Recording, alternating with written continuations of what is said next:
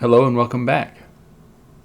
I was listening to Sam Seder and Yara and Brooke debate, particularly about this issue here, whether or not free markets are what gave us the COVID cure, quote unquote.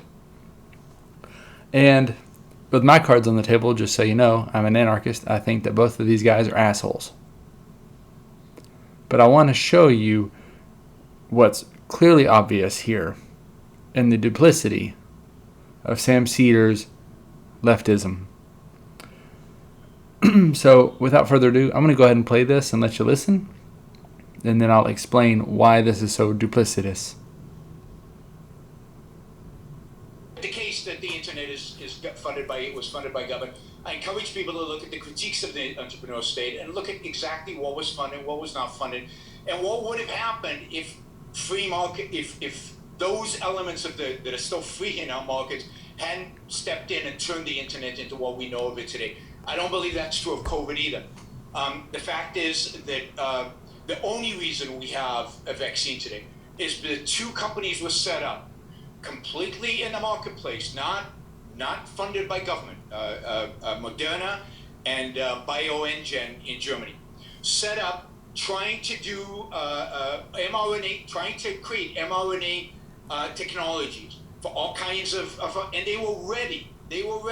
Moderna was heavily funded by the NIH prior to this. No, it wasn't funded by the NIH. Again, research on. Okay, so right there, that was at the 26-minute mark, and it went into the 27-minute mark.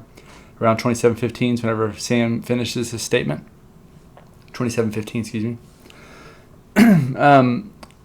The reason this makes him such an asshole is if you try to argue private prisons with Sam Seder, he would bitch and moan about how private prisons, which are a product of capitalism, like the current private prisons, by the way, not the ones that, an anarchist would argue for, or particularly an anarcho-capitalist would argue for, the ones that are funded by, or that are currently funded by government, he would argue that those are a product of capitalism. But right here, when it comes to pharmaceuticals that are funded heavily by the government, which I would agree with him on, by the way, he bitches and moans that that's not a capitalist outcome or an entrepreneur's outcome or a free market enterprise outcome.